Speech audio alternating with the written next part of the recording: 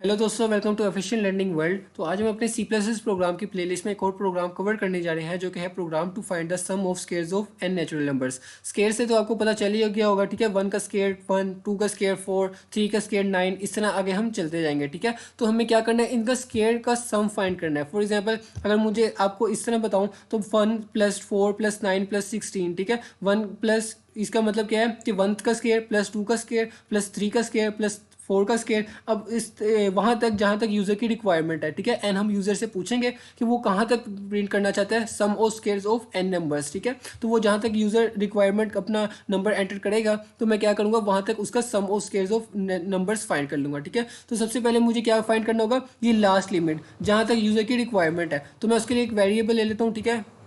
सबसे पहले मैं एक वेरिएबल ले लेता हूँ और उसका नाम रख देता हूँ एन, ठीक है। और यहाँ पर मैं क्या करूँगा, लिखूंगा कि सी आउट एंटर नंबर, ठीक है, यानी कि लास्ट लिमिट, ठीक है। एंटर नंबर लिमिट, ठीक है। और यहाँ पर मैं क्या करूँगा, सी इन और यहाँ पर एन ओ, ठीक है। एन वेरिएबल मेरा जो था और उसके बाद मैं एंड लाइन कर देता हूँ, ठीक है। अब मुझे क्या करना है, फॉर एग्जांपल अगर यूजर क्या एंटर कर दे कि मुझे sum of squares of first 10 numbers find करना है, तो साफ सी बात है मुझे 1 से लेकर 10 तक ट्रैवर्स करना पड़ेगा। तो मुझे किसी लूप की जरूरत होगी। लूप में कोई भी यूज कर सकता हूँ, while loop, do while loop, for loop. तो मैं यहाँ पर फॉर लूप से कर रहा हूँ जो कि मेरे लिए ईजी रहेगा, ठीक है। अब मुझे स्टार्ट कौन से करना होगा, फॉर एग्जाम्पल मैं स्टार्ट करूँगा नेचुरल नंबर्स ले रहा हूँ तो मैं आई इज इक्वल टू 1 करता हूँ। अगर आप होल नंबर्स लेना चाहें तो आप आई इज इक्वल टू 1 भी लगा सकते हैं। अब मैं कंडीशन लगाऊंगा जब तक एन से छोटा है, एन से लेस है, तब तक ये सम फाइंड कर ले। अब अगर मुझे एक मिनट आई प्लस प्लस करता हूँ।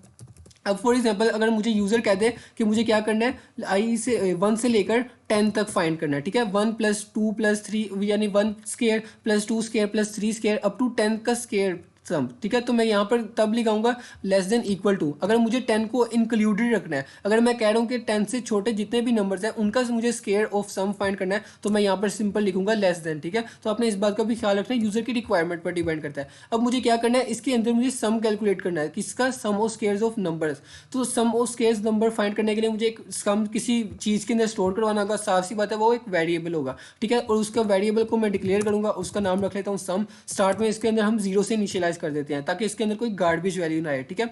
अब यहाँ पर मैं लिखता हूँ sum is equal to sum plus, और यहाँ पर लिखता हूँ आई मल्टीप्लाई बाय आई, ठीक है। ये क्या करेगा, आई का स्केयर फाइंड कर देगा, ठीक है। अब ये भी आपके पास मेथड है, आपके पास एक मेथड ये भी है, ठीक है। मैं आपको दो मेथड्स आपको बता देता हूँ, ठीक है। मैंने एक पावर फंक्शन की जो एक वीडियो अपलोड की हुई है अपनी प्लेलिस्ट में, तो आप उसको वहाँ से वॉच कर सकते हैं। अब वो फंक्शन क्या है, बेसिकली पावर फंक्शन किसी भी नंबर की पावर फाइंड करने के लिए होता है, ठीक है। उसका सिंटेक्स ये होता है कि पावर लिखना पड़ता है POW, ब्रैकेट्स के अंदर हम लिखेंगे सबसे पहले उस वेरिएबल का नाम, फॉर एग्जाम्पल यहाँ पर आई है और आगे स्केयर या क्यूब या आप फोर जितनी भी पावर उसकी रखना चाहें। तो यहाँ पर मैं रख देता हूँ 2 क्योंकि मुझे स्केयर फाइंड करना है, ठीक है। अब ये जो फंक्शन है ये math.h हेडर फाइल के अंदर डिफाइंड है, ठीक है। तो आपने उसको भी यहाँ पर कर लेना है यूज़, ठीक है, इंक्लूड कर लेना है ताकि एरर ना आए, ठीक है। सी मैथ, ठीक है। मैंने इसका जो लिंक है वो मैं डिस्क्रिप्शन में दे दूंगा, आप उसको वहाँ से वॉच कर सकते हैं। मैंने उसके अंदर एक्सप्लेन किया कि हम इसको क्यों यूज़ कर सकते हैं, ठीक है। फॉर एग्जाम्पल अगर मैं आपको यहाँ पर बताऊँ तो अभी तो ये सिंपल सा है कि स्केयर फाइंड करना है, तो मैंने आई 2 दफ़ा लिख दिया। मगर अगर मुझे करना हो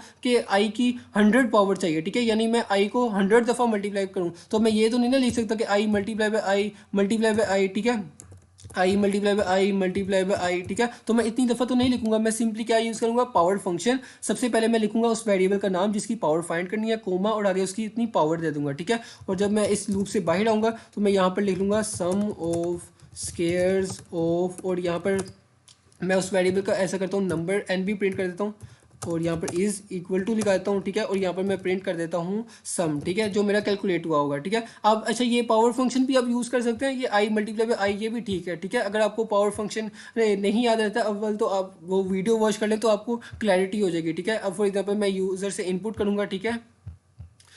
फॉर एग्जाम्पल मैं sum of squares of first 10 numbers find करना चाहता हूँ, तो मैं क्या लिखूंगा, 10 एक्सक्लूडेड है। देखिए मैंने यहाँ पर लेस देन लिखा है, लेस देन इक्वल नहीं लिखवाया है, ठीक है। तो इसका मतलब है अगर मैं 10 इनपुट करूँगा तो ये 1 + 2 1 square plus 2 square plus 3 square और अप टू 9 स्केयर तक सम मुझे फाइंड करके देगा। 10 का करूँगा तो अभी देखिए 285 मेरे पास sum of squares of 10 is natural numbers आ गया, ठीक है। यहाँ पर 10 एक्सक्लूडेड है। अगर मैं चाहता हूँ कि 10 का स्केयर भी इंक्लूडेड हो तो मैं यहाँ पर लिखाऊंगा लेस देन इक्वल टू 10, ठीक है। अच्छा, ये आपकी यूजर की रिक्वायरमेंट जैसे मैंने आपको उसके ऊपर डिपेंड करता है, ठीक है। मैं आपको एक और दफ़ा डन करके दिखा देता हूँ, ठीक है।